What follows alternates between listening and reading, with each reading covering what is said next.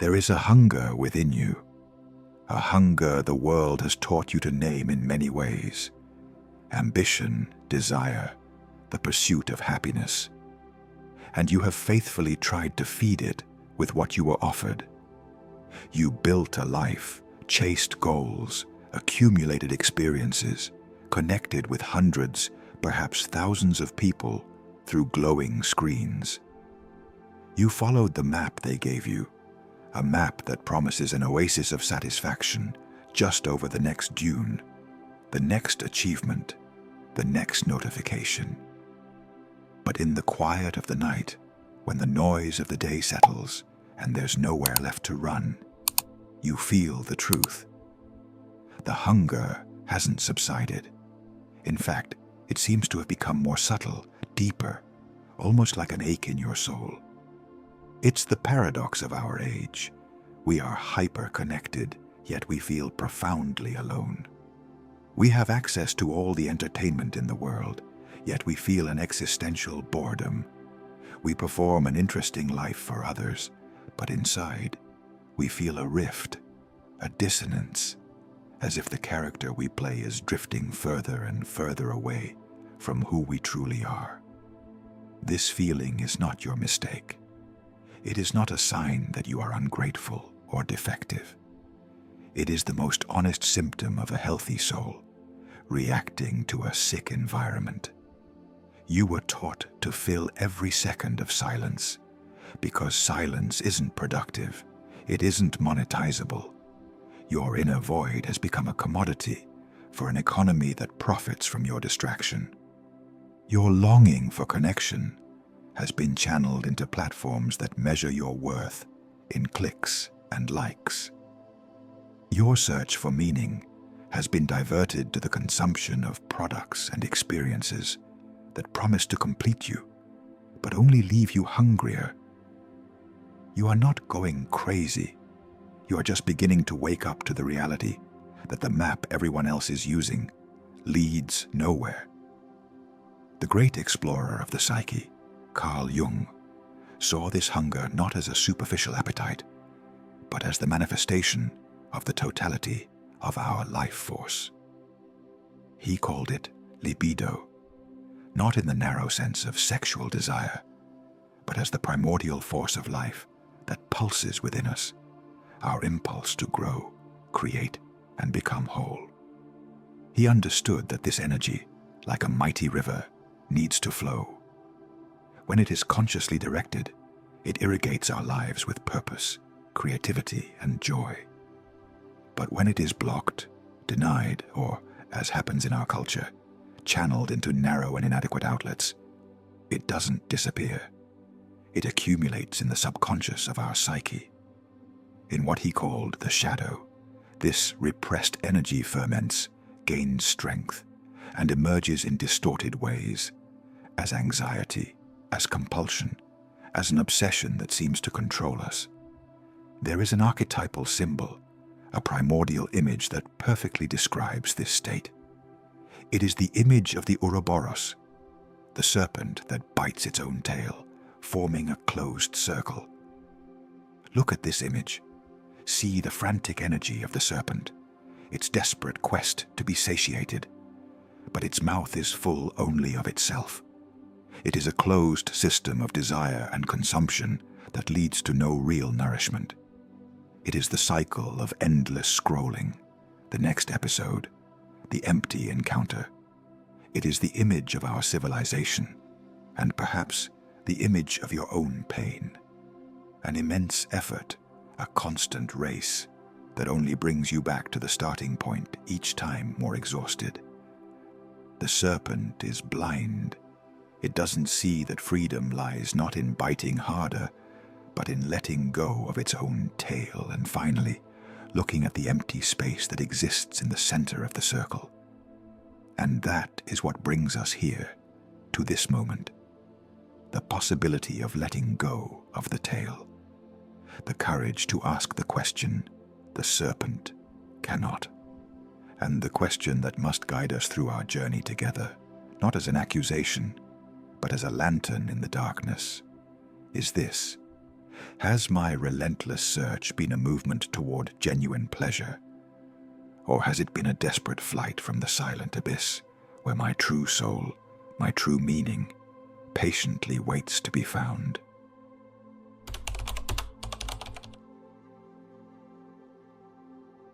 Let us now, together, look with courage and without judgment at the anatomy of this silent pain. It is not a dramatic event, not a scream in the dark. It is more like a low, persistent hum, a ghost in the machine, an undercurrent of melancholy that you have learned to normalize, to call fatigue, stress, or boredom.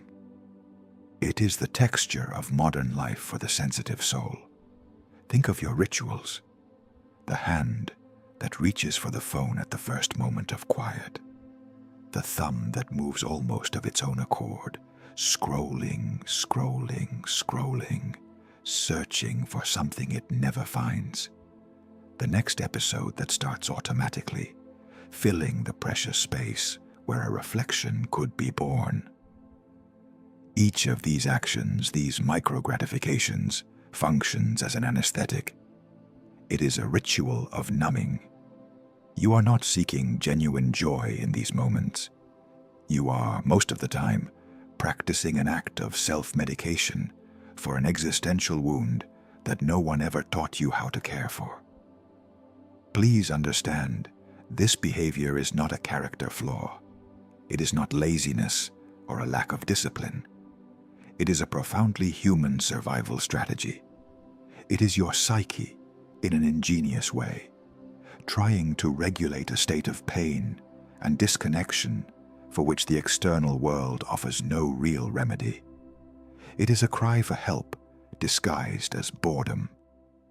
Every search for a dopamine spike is an attempt to get away, if only for a moment, from that uncomfortable feeling that something is fundamentally out of place. The problem is that the relief this anesthetic offers is an illusion. It doesn't heal the wound.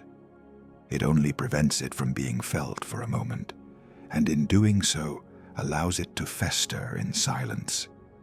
There is a subtle and invisible mechanic at play within your nervous system and your energy field during these cycles.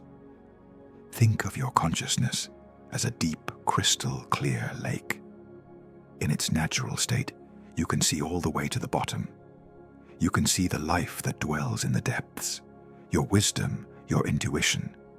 Each of these peaks of stimulation, these hits of quick pleasure, is like a speedboat racing across the surface of the lake. It creates waves, agitation, noise. And when hundreds of these speedboats pass by every day, the lake's surface becomes perpetually turbulent. The constant waves distort the light. The noise of the engines drowns out the sound of silence, and it becomes impossible to see what lies at the bottom. This is the neurology of disconnection. The constant limbic spikes hijack your attention and flatten your inner landscape, silencing the wisest part of you. You become a stranger in your own inner world, unable to hear your own voice, to trust your own instincts. And the clearest sign that this is happening, the irrefutable proof that the speedboats are churning your lake, is the feeling that remains after the engines shut off, the residual taste of emptiness. It is the soul's hangover. The silence that returns is no longer peaceful. It is hollow, heavy. The loneliness that deepens after a superficial interaction. Observe in your own life this psychic law as real as gravity. The higher and more artificial the peak of stimulation, the deeper and longer the valley of emptiness that follows. But here is the shift in perception. This growing emptiness is not a sign that you are getting worse. It is a sign that the anesthetic is losing its effect. Your soul is developing a tolerance to the poison, and that, as painful as it may be, is wonderful news. It means that the part of you that refuses to be anesthetized is growing stronger. The pain you feel is the guardian of your depth, the alarm that warns you. It's time to stop the speedboats, calm the waters, and finally dive in.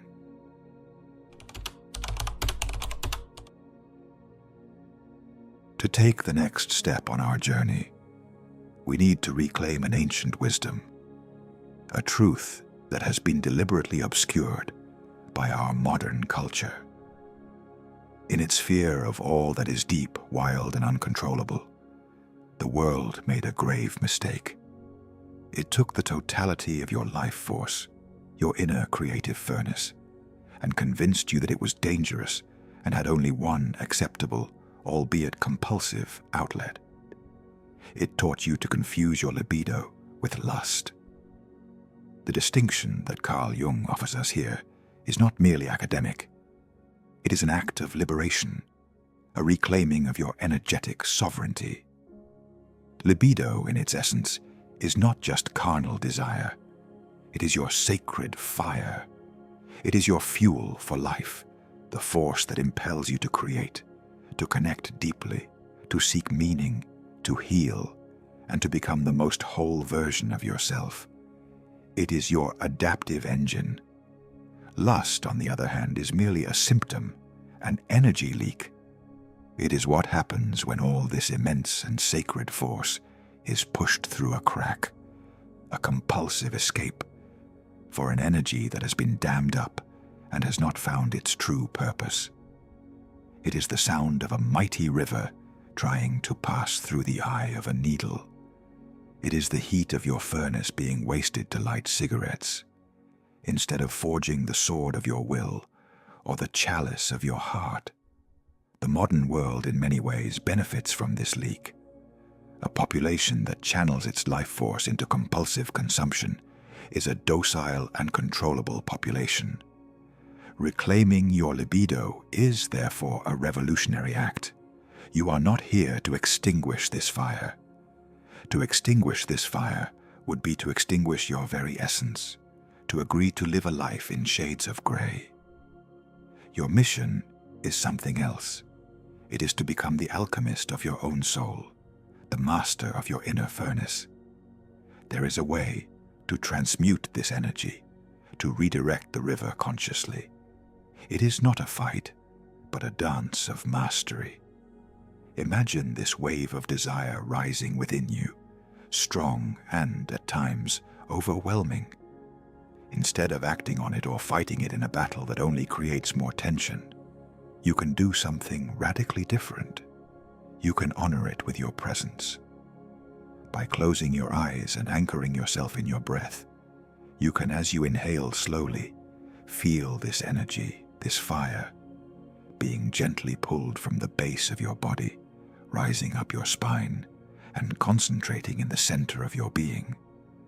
And by holding your breath for a few moments, you do not repress it. You contain it. You hold it in a safe space of observation, like one who holds a living ember in their hands, feeling its heat and its power without getting burned. In that moment of conscious containment, you are at the 0 point of creation. You have a choice. You can redirect this energy. You can send it to your mind to generate new ideas, to your heart to generate more compassion, or to your hands to create something in the world. You cease to be the victim of the wave and become the surfer. There was a soul on its journey who began to practice this. It learned to sit with its most intense longings, not to satisfy them, but to listen to them with the curiosity of an archaeologist. And in that space of silent dialogue, symbols began to emerge from the depths of its being, like sunken treasures. The image of a key appeared, but it was a heavy key covered in a thick layer of rust, as if it hadn't been used for decades. Then came the vision of a stone crypt, ancient and locked, in a cold and forgotten place of its inner landscape. With time and practice, it realized that its overwhelming compulsion had nothing to do with the external object it thought it wanted. The rusty key represented its ability to access deep parts of itself, an ability neglected and almost forgotten. The locked crypt was a part of its own soul, its childlike life force, its spontaneous joy, which had been exiled and imprisoned in a moment of deep shame in its childhood. Its compulsion was, in fact, the desperate and heroic sound of its own soul trying to break down the door of that crypt to set itself free. Your intensity is not your enemy. It is the exact measure of the power you have locked away. Your darkest desire is not a curse. It is a treasure map in code, pointing exactly to where your most precious energy is imprisoned, waiting patiently to be rescued and integrated by you.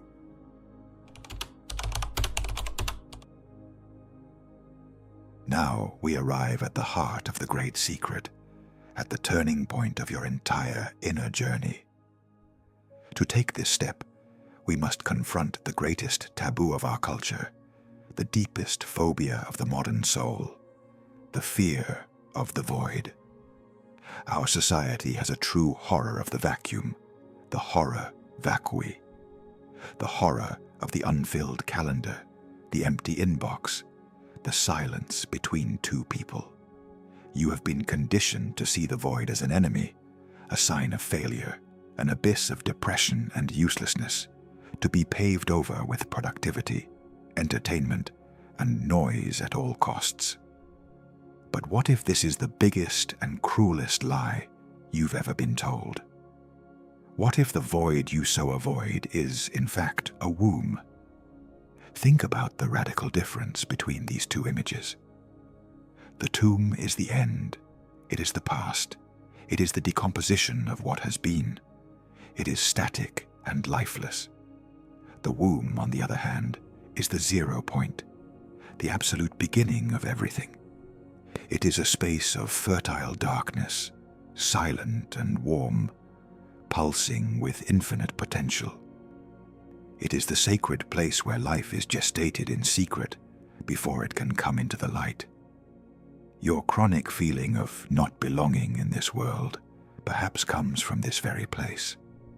Perhaps your ancient soul remembers the sanctity and creative power of the void, while your body lives in a civilization that only values form, noise, and constant production. You feel like a stranger because you remember a homeland that the world has forgotten. That is why the most liberating revelation you can have is this: you were never broken. You were always remembering. There is a way to enter this womb consciously, a ritual of silence and darkness that is like a pilgrimage to your own center. Imagine yourself in a place where the world cannot reach you, a room that can be plunged into a comfortable and safe darkness. For 20 minutes, you sit or lie down in complete silence. In the first few moments, your mind, your anxious guardian, will fight with all its might. It will bombard you with to-do lists, with worries, with the echo of the day's conversations. It will scream for a distraction, for a light, for anything to pull it from that confrontation with nothingness. This is the threshold. The resistance is normal. It is the ego afraid of losing control. But if you remain, if you breathe through this initial restlessness with the patience of a mountain, something miraculous begins to happen. The static subsides, the guardian tires. The sound of binaural beats, if you choose to use them, can help as a sonic mantra, gently guiding the brain waves to a deeper, more receptive state, the frequency of delta sleep, the frequency of the unconscious. And the darkness before you ceases to feel empty. It begins to feel full, full of a palpable presence. And from this fertile blackness, images, sensations, and words may begin to emerge, like waking dreams or echoes of the Akasha. Your task is not to grasp or interpret them, but simply to witness them with a compassionate curiosity, like an astronomer observing distant galaxies. What happens in this process is a profound reconfiguration. The part of your mind that is always active, the incessant narrator that tells the story of who you think you are, finally takes a break. And in that silence, the listener, your deeper self, can emerge. The wisdom that comes from the void doesn't arrive in the form of clear, logical answers. It arrives as resonance, as a feeling of knowing without knowing how you know. It arrives as the sound that only the spirit can hear. The void then ceases to be a place of dread and reveals itself as the blank canvas upon which all creation is painted, the field of pure potential from which your next, more authentic and aligned version is waiting to be born.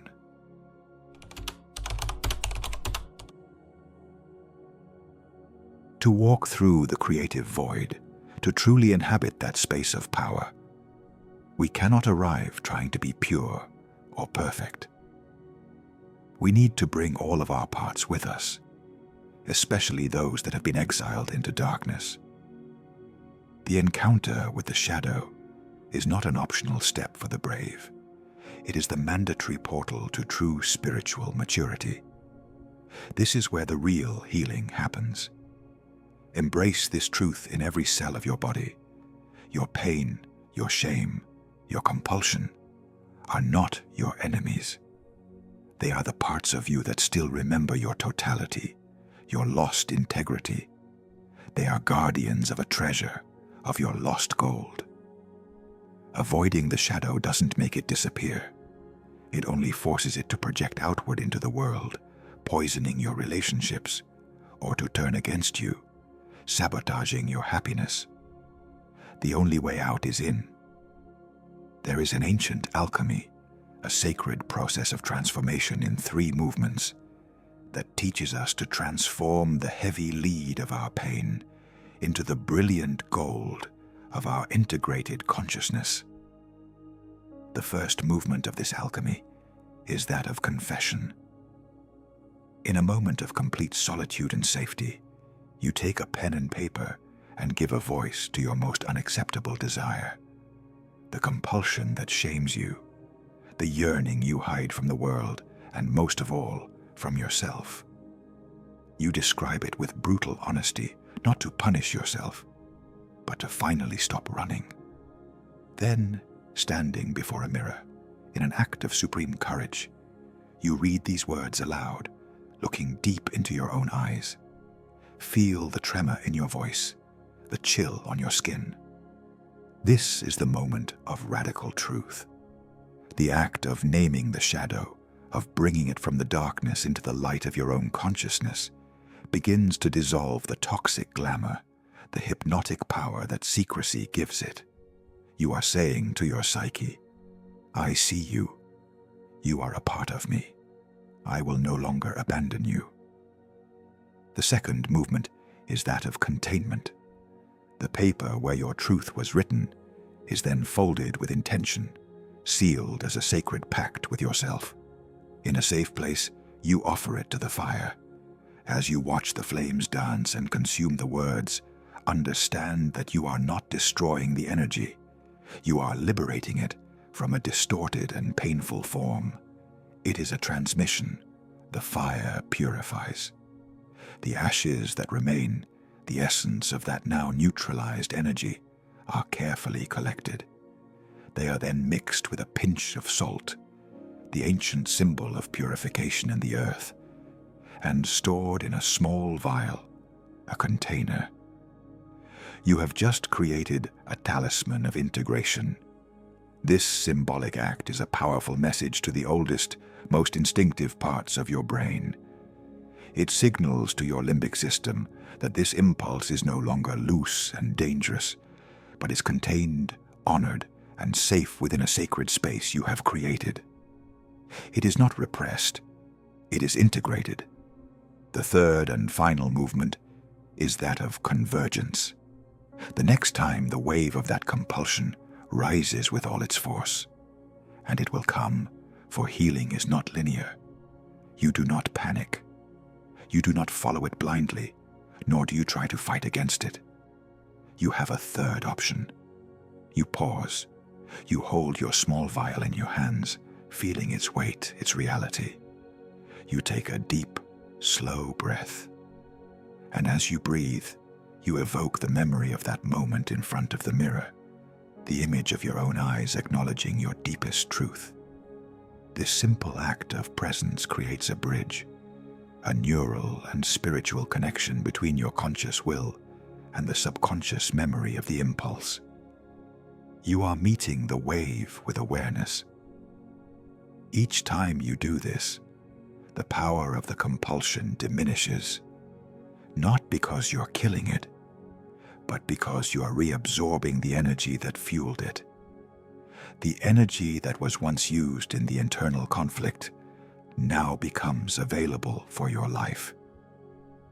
This isn't about slaying the dragon of your shadow. It's about learning to fly on it. Because the key to your freedom was never on the outside. You are the key. You always were.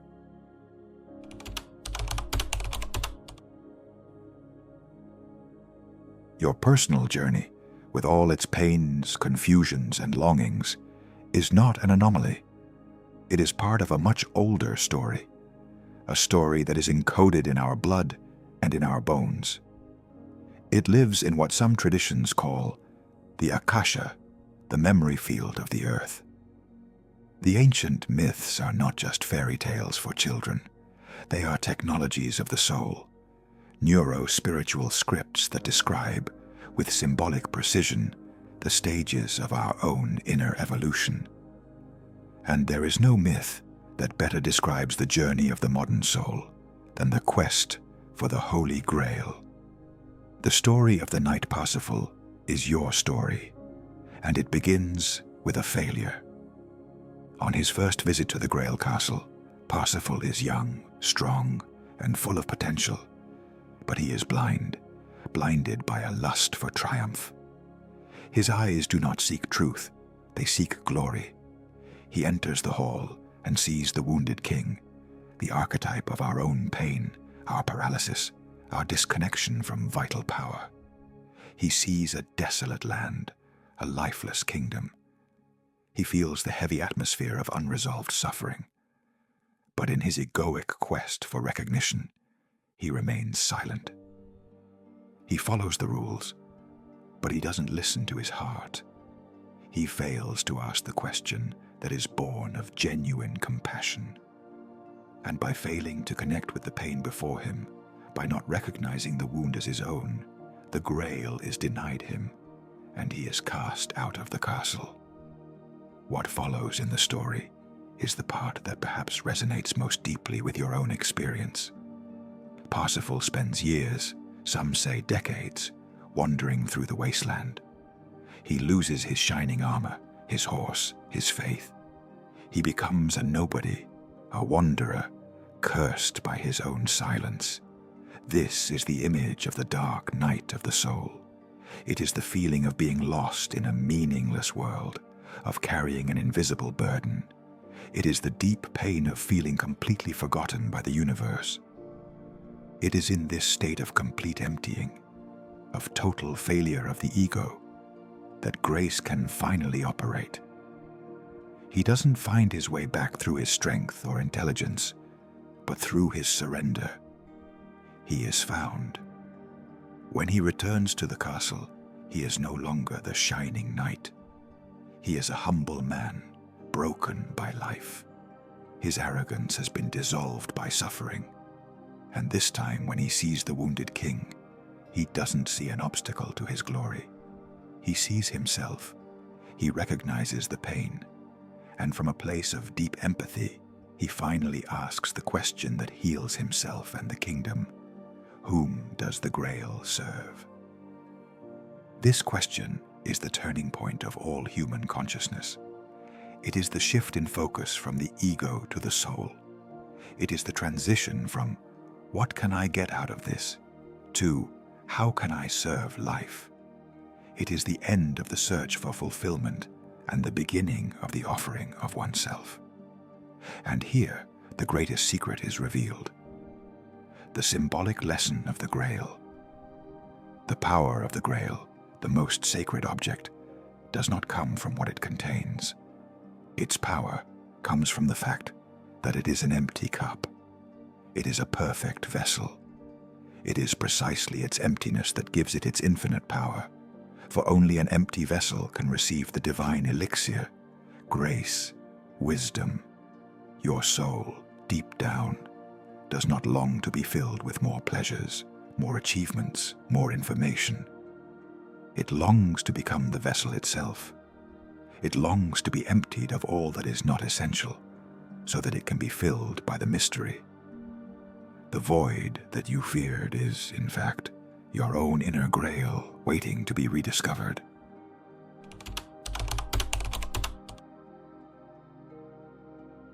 And so, we arrive at the heart of the revealed truth, the point where all our explorations converge. A truth whispered through the ages by the wise, encoded by Hermes Trismegistus in the ancient law of vibration. Nothing rests, everything moves, everything vibrates. Desire and the void, hunger and silence, your shadow and your light, are not opposing forces in a war within you.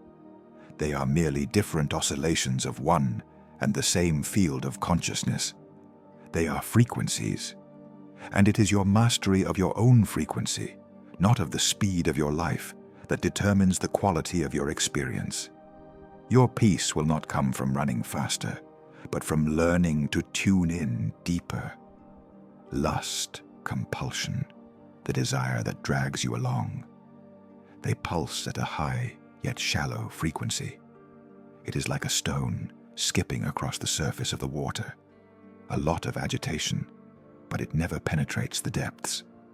The void, on the other hand, the silence you feared, resonates at a low, slow, and immensely deep amplitude. It is the powerful current that moves beneath the surface. The coherence, peace, and alignment that your soul seeks are born from the harmonization of these two vibrations. You have felt this before, that pull, that whisper. It wasn't your imagination, it was a memory that real power is remembering who you were before the forgetting. There is a way to embody this truth, a path to train your being to perceive and maintain this fine-tuning. Sitting in silence for a few minutes each day, with your awareness focused on the center of your chest, you can begin to hum a soft, continuous sound. As you feel the vibration resonate in your breastbone, you are physically training your nervous system, calming your vagal tone, and synchronizing your biorhythm with the more subtle psychic currents. This is your final charge, your secret mission. The next time you feel the impulse for immediate pleasure, the hunger that doesn't satisfy, pause. For a single instant, breathe and try to perceive beneath the noise of desire the basal, silent hum. That is the sound of your creative void. It is no longer threatening you. It is patiently waiting for you to give it a conscious form. The language of the soul is not made of answers, but of resonance. If these words have touched a place in you that the world rarely sees, offer a silent acknowledgement in the comments, a statement not for the world, but for your own soul. To continue on this journey of remembrance and awakening, we invite you to subscribe to the channel and to like this video. And remember, it's not about what you want, but about who you are.